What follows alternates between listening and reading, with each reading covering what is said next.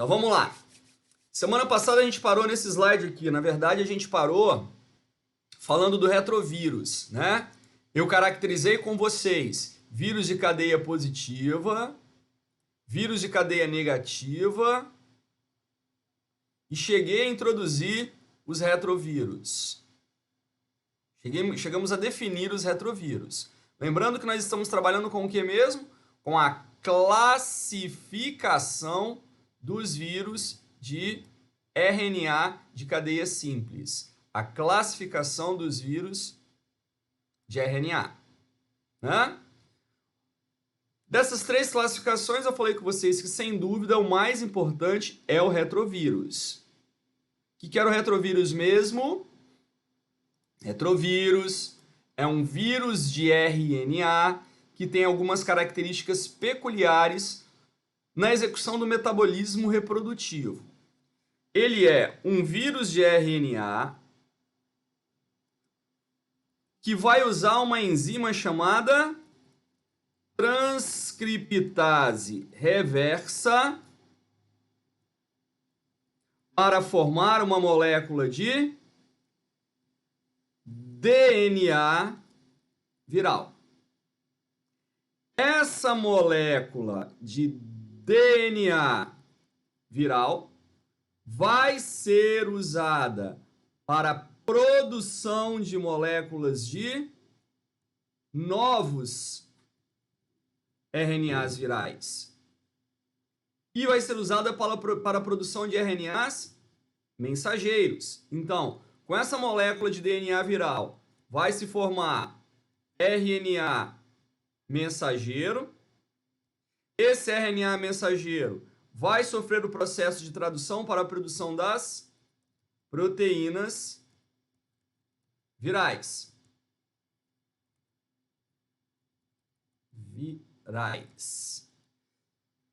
O DNA viral vai comandar a formação de RNA viral.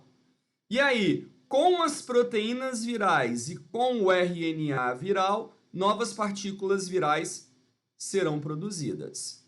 Então a gente parou exatamente falando isso aqui com vocês, ó. As características do retrovírus, tá? Então eu falei, retrovírus é um vírus de RNA que tem uma molécula de RNA associada a uma enzima chamada transcriptase reversa, que é a enzima capaz de produzir DNA a partir do RNA.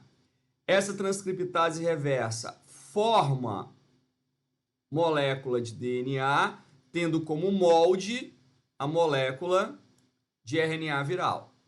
E essa molécula de DNA é quem vai passar a controlar todo o metabolismo viral. Então, apesar de ser um vírus de RNA, quem controla o metabolismo viral é o DNA formado a partir do RNA viral. Agora, o que é mais importante? A gente lembrar, no retrovírus, o material genético é o RNA. Beleza? Então, a gente tem aqui um esquema, ó, que mostra o funcionamento da molécula do vírus retrovírus. Então, o que esse vírus é? Ele é um vírusinho, aqui está o vírus retrovírus. O vírus da AIDS, por exemplo, é assim. Esse vírus ele vai ter aqui, nesse azul claro aqui dentro, o seu RNA viral. RNA. Integrado a esse RNA, ele carrega a bolinha vermelha, a enzima transcriptase reversa. Tá? Esse hexágono aqui é o capsídeo e essa parte aqui de fora é um envelope. Quando o vírus entra na célula, ele vai primeiro desmontar, abre o envelope, libera o capsídeo, abre o capsídeo, libera o RNA. Então, o RNA, ele está no citoplasma da célula, entrou na célula. No momento que ele entra na célula, a própria célula, as condições do citoplasma da célula vão ativar a enzima transcriptase reversa, que é a bolinha vermelha. E aí o que essa enzima transcriptase reversa vai fazer? Ela vai comandar a formação do DNA viral. Então ela vai usar o RNA como molde para formar uma primeira cadeia de DNA viral. Lembrem que um DNA normalmente tem duas cadeias, né? Então ela vai degradar este RNA e vai formar a cadeia complementar do DNA, produzindo assim o DNA de duas cadeias. Visualizou? Então, ó, a transcriptase reversa consegue converter molécula de RNA em DNA viral. Aí, o DNA do vírus vai se integrar ao DNA da célula, se integra ao DNA da célula, passa a comandar a formação de novos RNAs virais. Alguns desses RNAs vão ser usados para produzir as proteínas do vírus, outros vão ser usados como material genético do vírus, e aí novos vírus serão produzidos. Então essa é a sequência de reprodução do retrovírus. O retrovírus ele merece um grande destaque. Por quê? Porque é uma das doenças mais estudadas nos últimos tempos e que trouxe, né, as maiores informações relacionadas ao retrovírus nos últimos tempos. A AIDS é causada por um retrovírus. Tudo bem? Então essa é a caracterização de um retrovírus. Característica principal do retrovírus: ter transcriptase reversa. E conseguir fazer o quê? Conseguir produzir DNA a partir do RNA por causa da transcriptase reversa. E usa o DNA para controlar todo o metabolismo de reprodução viral. Então são as três classes de vírus de RNA que nós temos. Beleza? Nós falamos ainda que o vírus, ele tem, além do material genético, além do genoma, dois possíveis envoltórios. Um envoltório obrigatório, que é o capsídio, e um envoltório não obrigatório, que é o envelope. Então vamos aqui caracterizar os envoltórios virais. O capsídio, como eu já falei com vocês, capsídio ou cápsula proteica, dá no mesmo. Que é o quê? É o envoltório proteico protetor do vírus, protetor do material genético viral.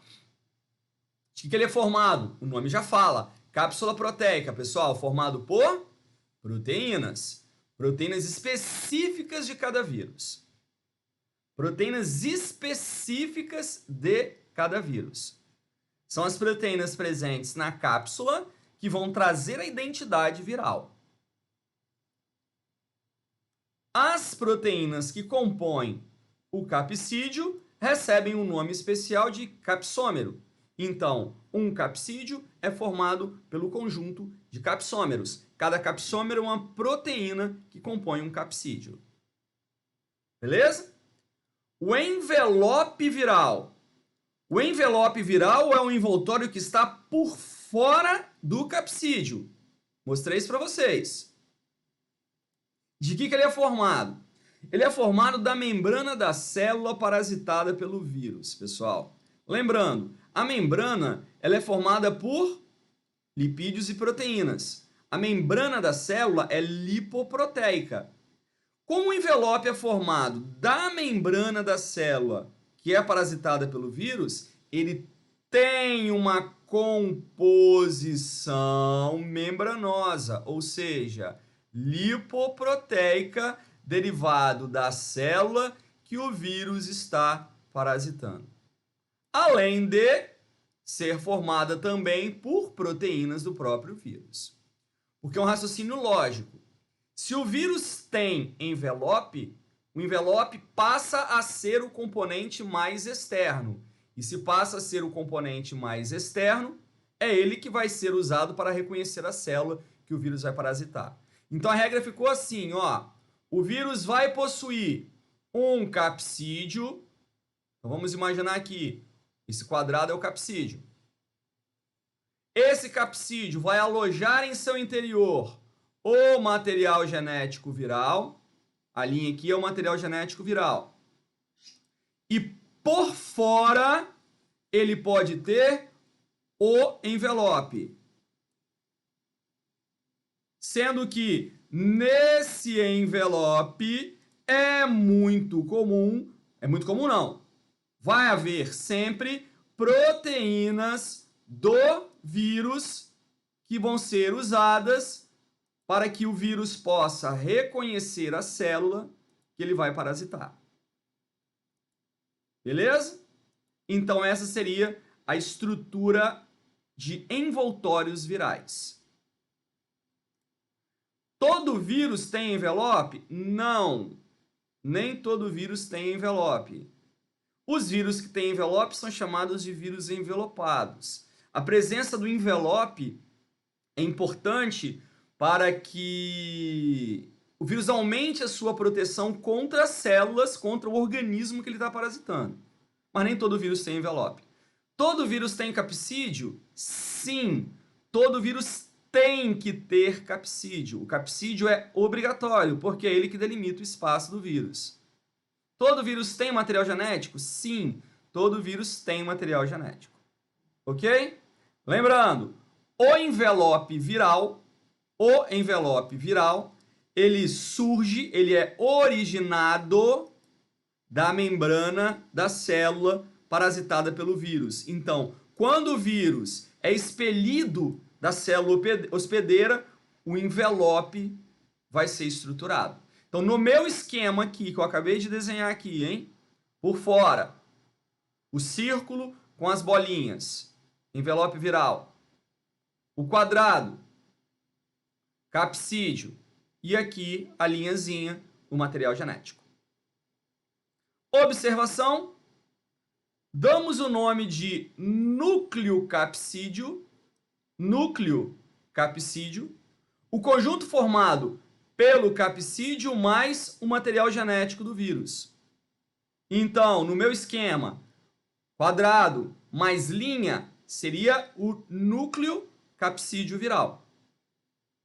Capsídio mais material genético. Núcleo capsídio. Beleza? Tanto o capsídio como o envelope contém proteínas ligantes. Tanto o capsídio quanto o envelope possui proteínas ligantes. Essas proteínas ligantes são as proteínas responsáveis por associar o vírus à célula hospedeira. Capazes de ligar as proteínas da membrana da célula ao vírus. Então, para que um vírus entre numa célula, ele precisa das proteínas ligantes, das proteínas de associação. Tudo bem?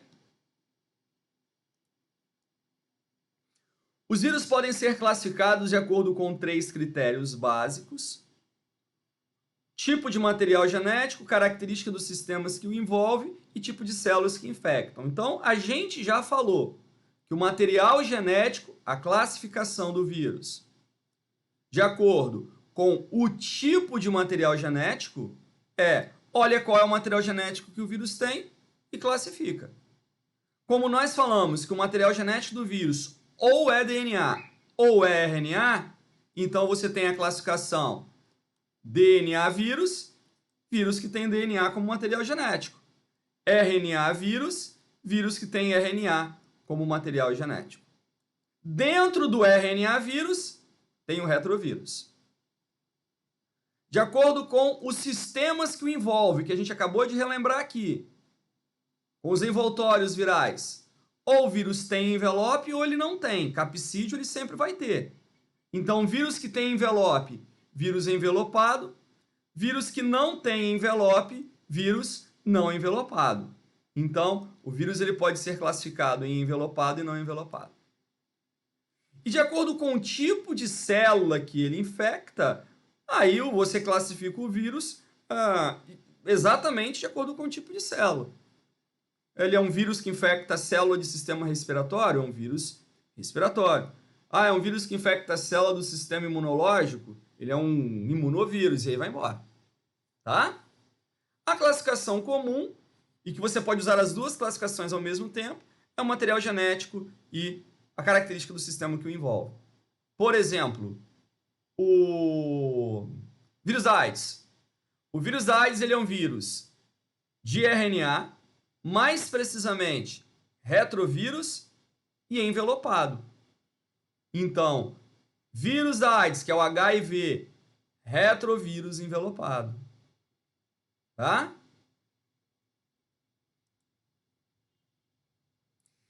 Reprodução viral. Bom, chegamos no ponto-chave. Entender o ciclo reprodutivo do vírus é entender como que o vírus consegue sobreviver, né? Porque, como nós já falamos, o vírus ele tem como característica de ser vivo a reprodução. Então, é a única característica vital que ele tem. Se é a única característica vital que ele tem, nada mais justo do que estudarmos muito bem a sua característica vital. Estudarmos muito bem a sua reprodução. Basicamente, nós vamos encontrar 4 fases no ciclo de vida de um vírus. Essas 4 fases foram separadas pelos cientistas. Não foi o vírus que falou, eu vou me dividir em 4 fases. Nada disso. Quando a gente vai estudar os vírus, nós identificamos 4 conjuntos de etapas que a gente pode separar o processo de reprodução viral. Para um vírus se reproduzir, ele precisa, entrar na célula. Depois que ele entra na célula, ele vai ativar a sua reprodução ou ele vai fazer um eclipse. Eclipse é um tempo que ele fica ali, inativo, sem mostrar sinais da sua presença, sem mostrar atividade. Não é todo vírus que passa pelo eclipse. Passando ou não pelo eclipse, ele entra na fase de multiplicação do material genético. E depois da fase de multiplicação, ele tem a fase de liberação, que é quando as novas partículas virais serão liberadas. Então, entrada do vírus na célula, eclipse, pode ou não acontecer, multiplicação e liberação. Vamos entender isso, então, tudo em conjunto, hein? Olha só.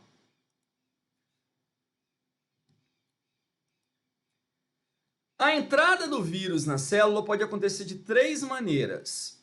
Mas para que haja a entrada do vírus na célula, primeiro tem que acontecer a adsorção. O que é a adsorção? É o contato do vírus com a célula. Quando o vírus entra em contato, quer dizer que ele foi adsorvido. Tem que adsorver e tem que fixar. Não adianta fazer um contato se ele não fixar. Ele só vai entrar na célula se ele fixar. E depois ele penetra.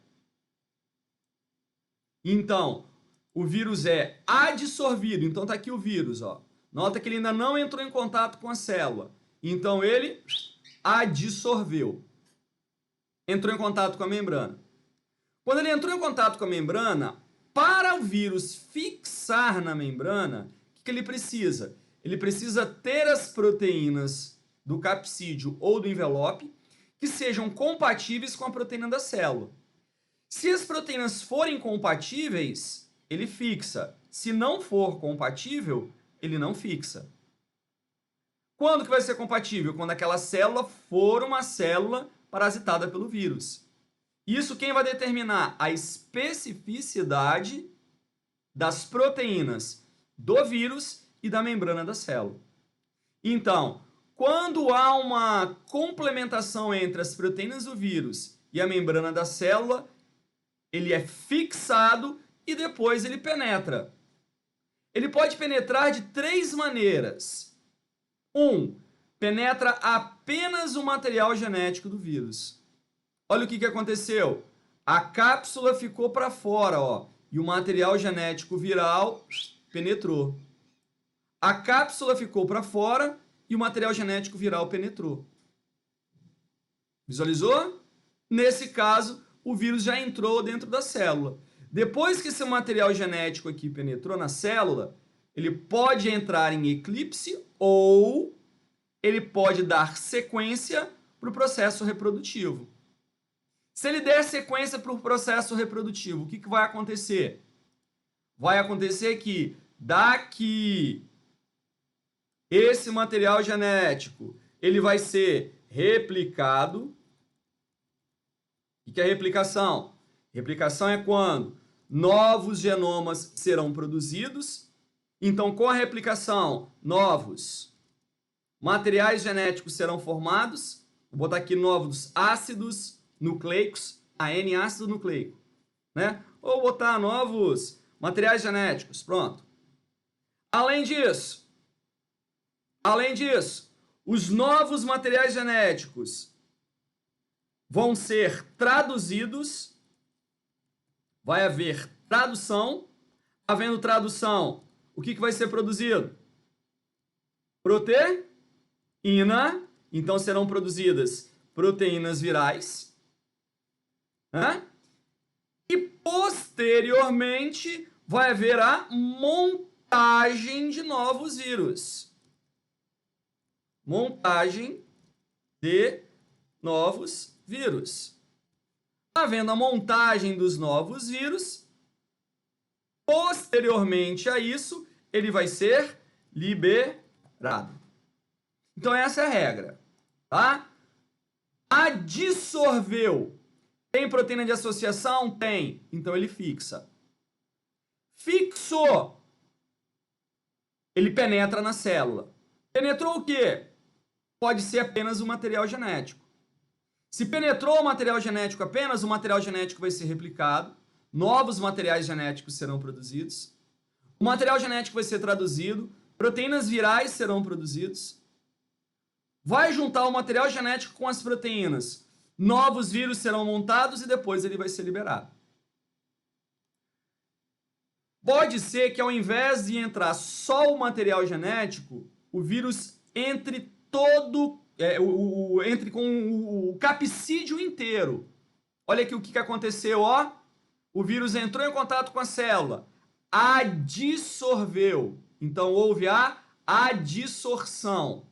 Então aqui, adsorção. Depois que o vírus adsorveu, o que aconteceu? Ele tem proteína ligante. Se ele tem proteína ligante que é compatível com a proteína da célula, vai haver a fixação. Depois que houve a fixação, o vírus penetra. Nesse caso aqui, ele vai penetrar como? Penetração do núcleo capsídeo. Ó, núcleo capsídeo. O envelope se integrou à membrana, olha aqui, o envelope se integrado à membrana. O envelope integrado à membrana. E o núcleo capsídeo entrou.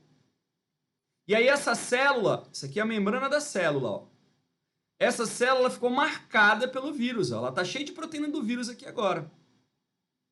Por quê? Porque o envelope do vírus ficou integrado à membrana da célula. Quando essa célula ficou marcada, ela passa a poder ser reconhecida até mesmo pelo sistema imunológico. Se o sistema imunológico reconhece que essa célula está infectada pelo vírus, ela vai ser destruída. Mas depois que o núcleo capsídeo entrou, enzimas da própria célula destroem o capsídeo, ó, e liberam o material genético. Ó, o material genético é liberado. E aí depois que esse material genético é liberado, o que ele vai fazer? Ele pode ficar em eclipse. Ou então ele pode ser ativado. Se ele for ativado, é aquela sequência que eu coloquei ali atrás. O material genético vai ser replicado, o material genético vai formar RNA, serão montados novos vírus e os vírus serão liberados. Então, nesse caso, houve a fusão do envelope com a membrana. É a segunda forma de penetrar dentro da célula. E a terceira forma de penetrar é o vírus penetrar por completo. Ó, houve a adsorção e fixação. Então aqui, nesse primeiro momento, adsorção e fixação. A proteína do vírus reconheceu a proteína da célula. Então, o que a célula vai fazer? A célula vai engolir o vírus, ó. A gente fala que ele vai ser endocitado. Vocês lembram de fagocitose, pinocitose? Pois é. A fagocitose e a pinocitose são casos de endocitose. Então, o vírus vai ser isso, vai ser fagocitado, vai ser pinocitado. Então, ele vai ser endocitado. Então, sendo endocitado, ele penetra inteiro dentro da célula. Ó, penetração da partícula viral por completo. Quando ele penetrar inteiro dentro da célula, a célula vai começar a liberar o material genético. Então, a célula rompe o envelope, ó, e libera o núcleo capsídeo. A célula rompe o capsídeo e libera o material genético. E depois que liberou o material genético é ativado e vai seguir o processo normal para a reprodução do vírus. O material genético vai ser replicado, vai comandar a formação de RNA mensageiro para produzir proteína do vírus e novos vírus serão produzidos. Tudo bem? Então, a penetração do vírus na célula, a entrada do vírus na célula, ela pode acontecer de 3 formas distintas. Pelo que a gente acabou de ver, a entrada do vírus na célula, ela pode acontecer de 3 formas distintas. Primeiro, apenas o material genético. Segundo,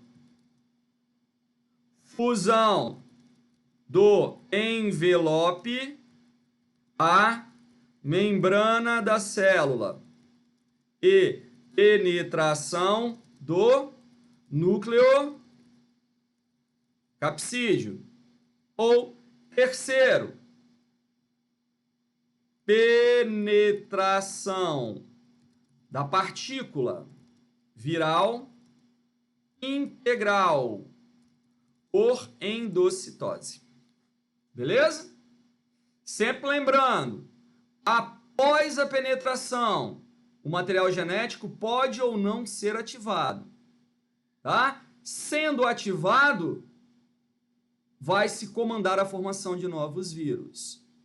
Então, lembrando, ó, após a penetração do vírus na célula.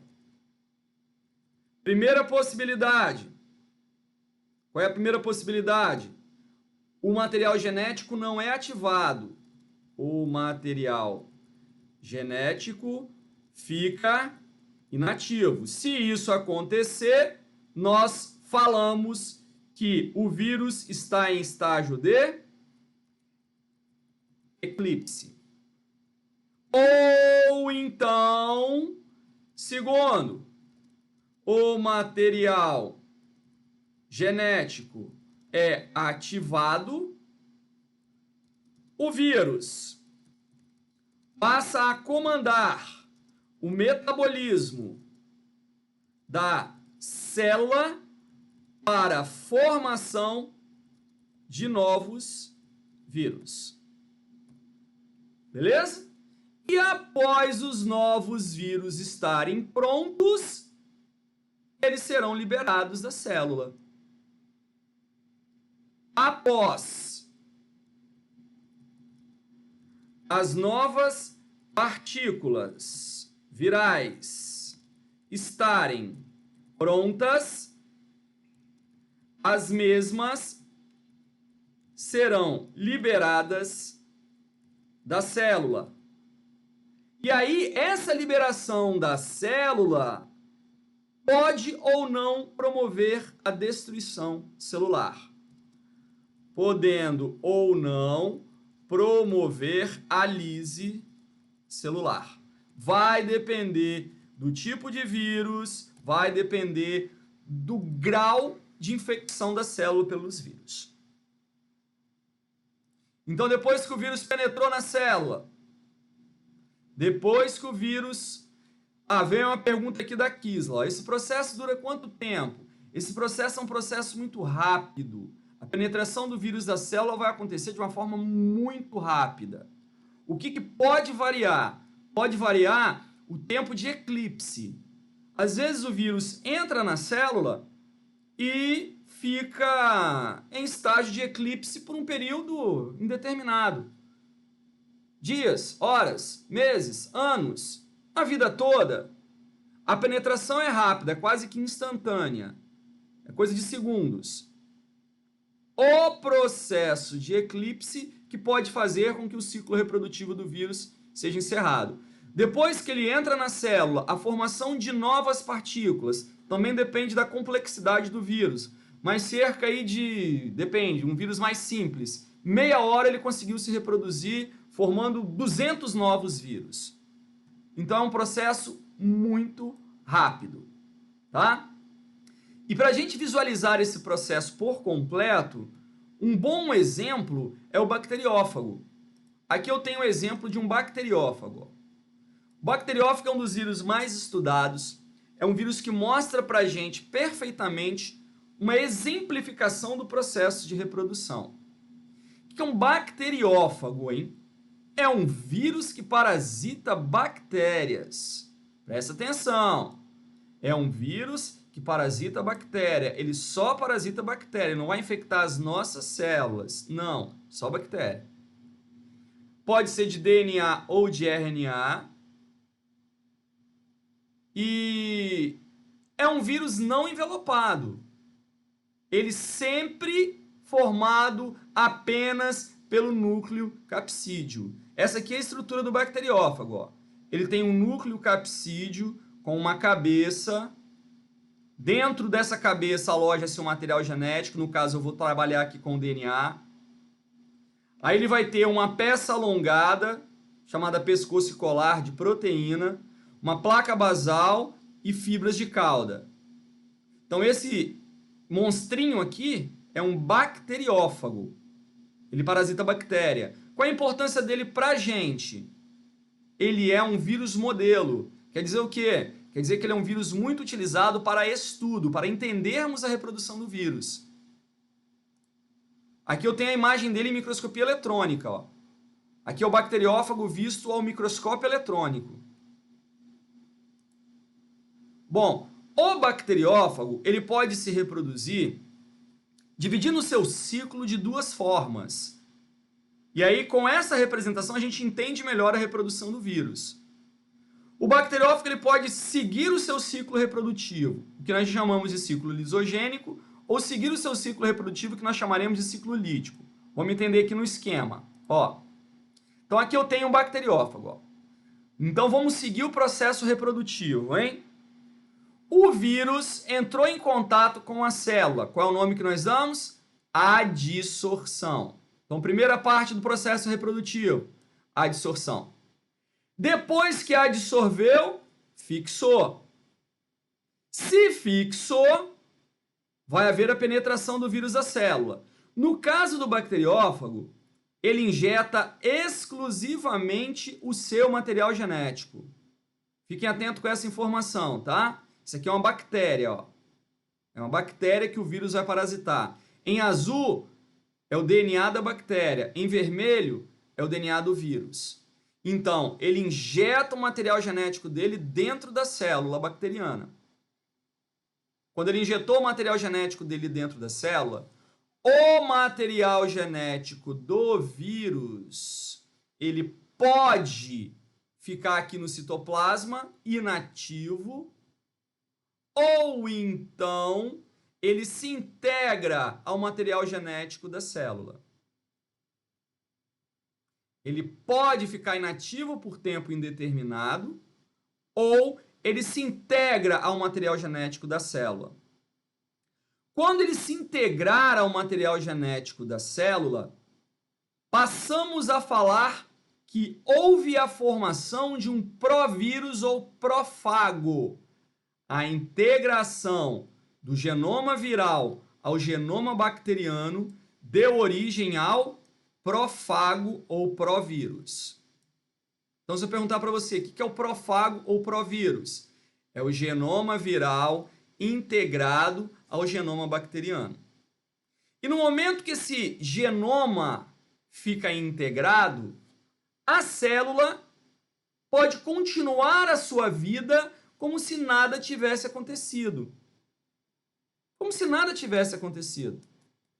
E aí o que vai acontecer? A célula vai se reproduzir. Quando a célula se reproduz, novos vírus são formados. Por quê? Porque a bactéria reproduziu o DNA dela. Uma bactéria formou duas. Como o DNA dela tinha o DNA do vírus integrado, dois vírus foram produzidos. Então, a reprodução bacteriana leva à propagação do vírus. E aí, duas bactérias com dois vírus. Isso aqui que eu acabei de descrever, em que adsorve, fixa, injeta o material genético, forma provírus, a bactéria se duplica e duplica o vírus também, a gente chama de ciclo lisogênico. Ciclo lisogênico se caracteriza pela não interferência do DNA do vírus na bactéria, que pode passar esse material genético aos seus clones pelo método de simples divisão. Ou seja, a bactéria se reproduziu, as duas novas bactérias serão clones entre si, e as duas estão infectadas pelo vírus.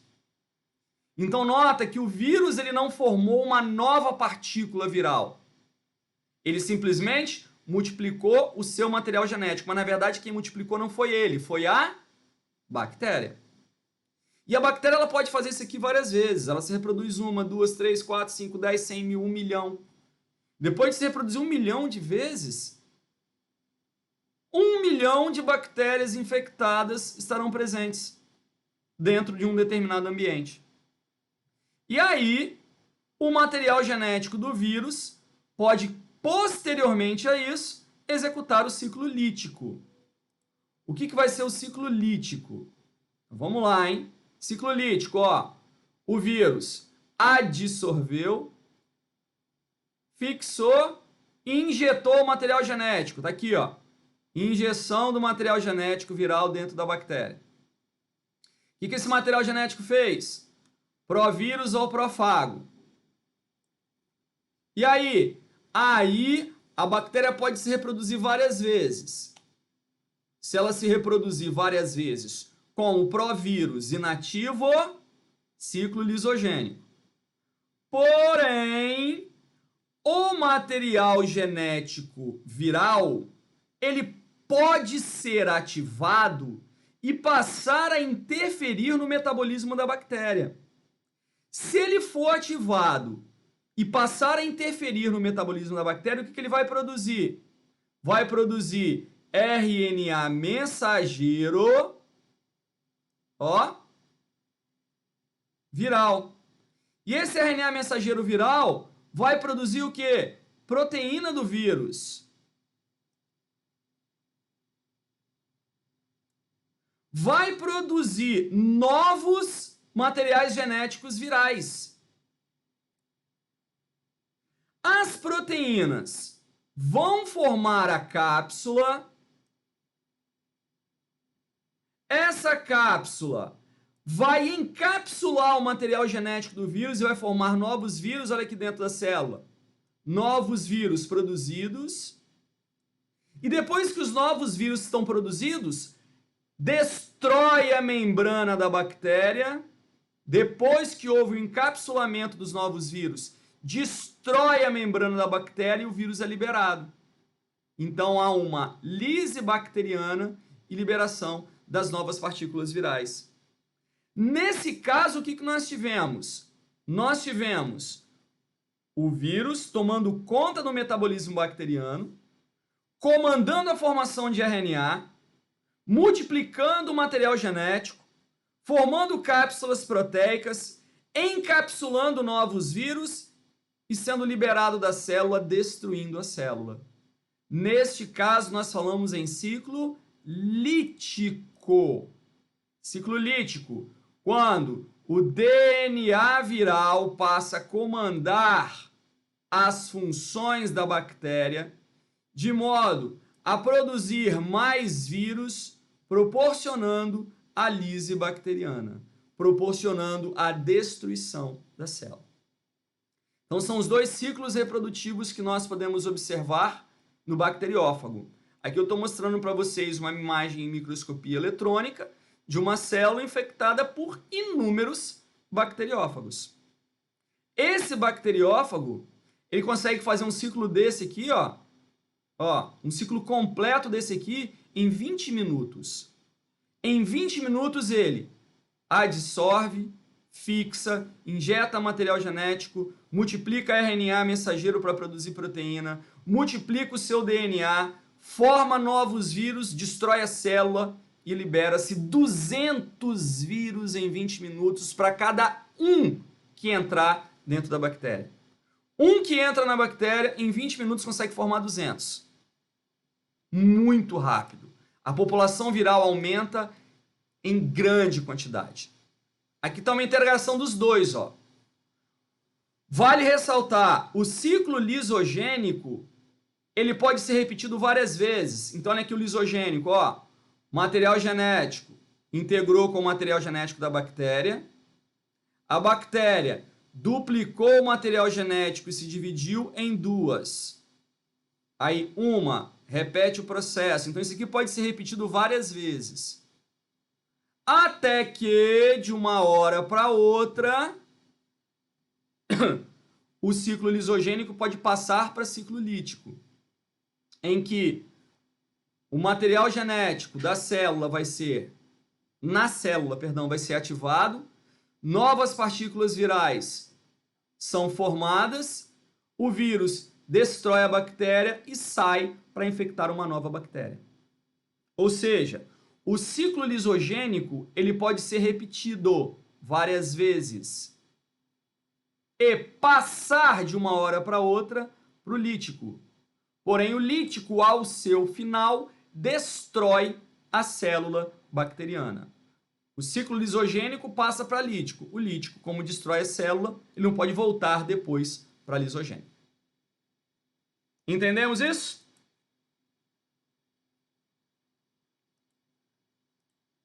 Então, fechou esse raciocínio. Ciclo lisogênico. Não há interferência do DNA do vírus na bactéria. A bactéria se reproduz e reproduz o vírus também. Ciclo lítico. Há interferência do DNA do vírus na bactéria. Novas partículas virais serão formadas dentro da bactéria e, ao final, a bactéria é destruída. Sofre lise. Ok? Bom. Próxima aula a gente vai falar da reprodução do retrovírus. Só conseguimos encerrar mesmo o vírus na próxima aula.